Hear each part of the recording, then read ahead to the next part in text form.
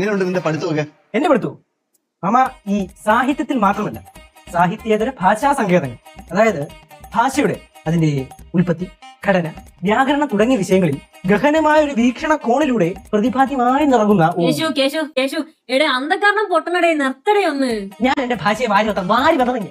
യഥാ പിതാ തതോ പുത്ര. യഥാ തന്ത അതോ ഗതി പുത്ര. ഞാൻ എന്റെ ചെറുക്കനെ ഭാഷാ പഠിതായിട്ട് വളർത്തുന്നു.